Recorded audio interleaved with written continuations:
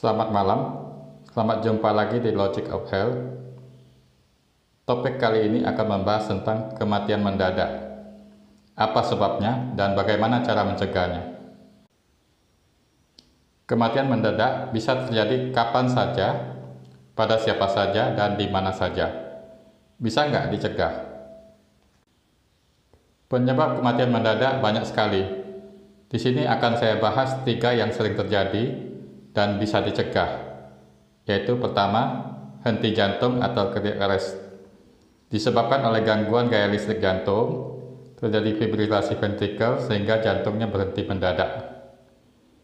Yang kedua adalah serangan jantung atau heart attack, disebabkan oleh penyumbatan pembuluh darah koroner jantung, sehingga otot jantungnya mati. Yang ketiga adalah stroke hemorrhagic atau pendarahan otak, disebabkan oleh pecahnya pembuluh darah otak sehingga menimbulkan kematian. Ini contoh kasusnya untuk henti jantung atau cardiac arrest. Seorang pemain sepak bola meninggal mendadak di lapangan. Jantungnya berhenti mendadak sehingga meninggal saat itu juga.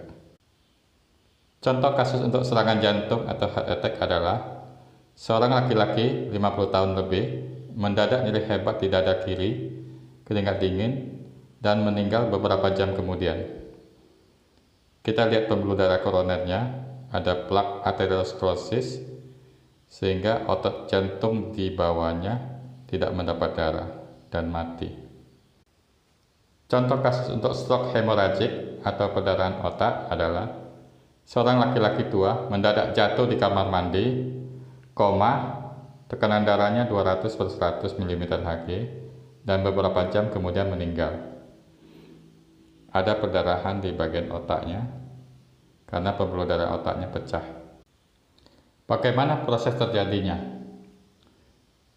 Ada 2 kelompok penyebabnya, yaitu yang tidak bisa dicegah, itu dari kelainan bawaan, proses penuaan, dan lain-lain. Dan ada kelompok lain yang bisa dicegah, dari penyakit-penyakit yang saya sebut penyakit bom waktu, antara lain hipertensi, diabetes, obesitas, kolesterol, pola hidup yang tidak sehat. Kita lihat alur yang di atas. Untuk penyebab yang tidak bisa dicegah, itu dia menimbulkan kerusakan otot-otot jantung, sehingga suatu saat timbul fibrilasi ventrikel dan terjadi henti jantung. Untuk penyebab penyakit-penyakit bom waktu yang bisa dicegah, itu untuk jangka panjang dia menimbulkan plak arteriosklerosis pada pembuluh darah koroner jantung, sehingga bila tersumbat, aliran darah ke sebagian otot jantung akan terhenti, sebagian otot jantungnya akan mati, dan itu bisa menimbulkan serangan jantung yang membawa kematian.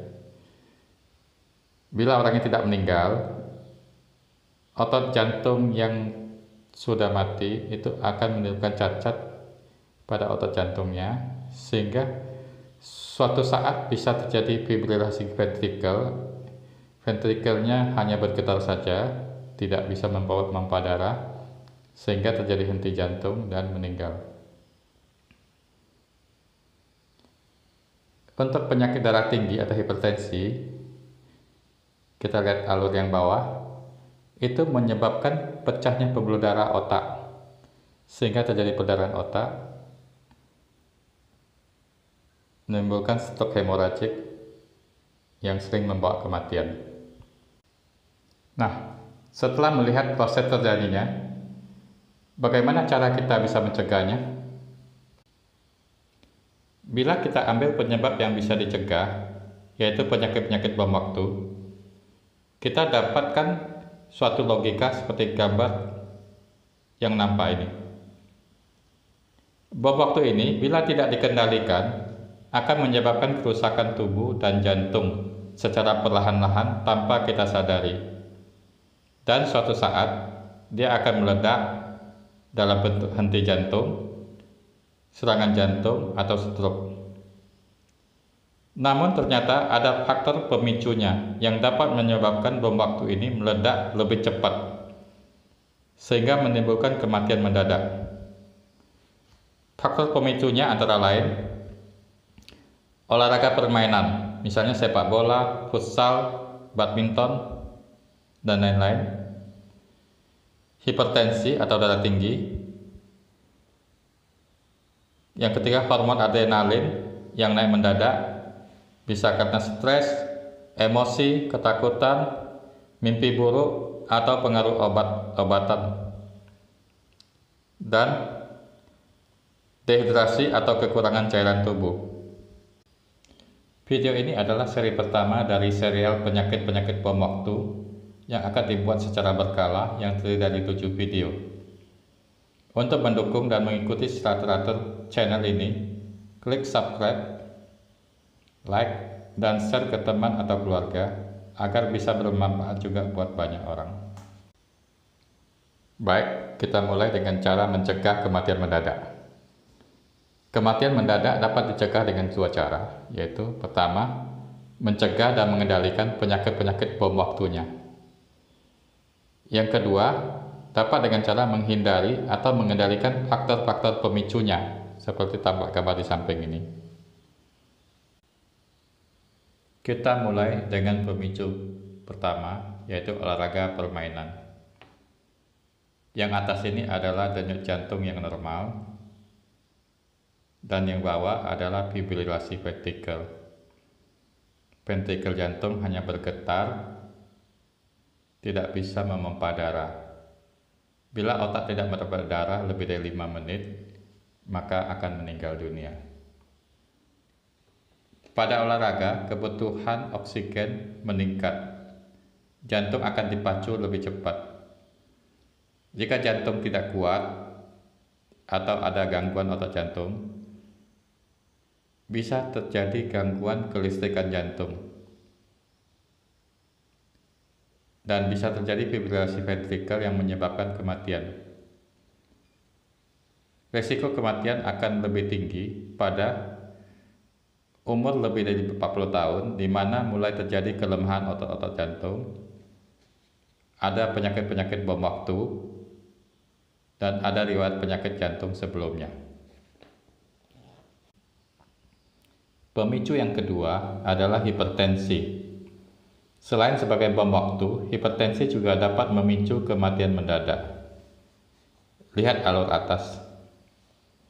Hipertensi dapat menyebabkan robeknya plak aterosklerosis sehingga terjadi perdarahan, dan bekuan darah yang terjadi itu dapat menyumbat pembuluh darah koroner jantung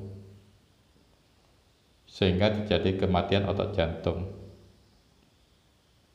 Ini bagian yang hitam, otot jantungnya mati.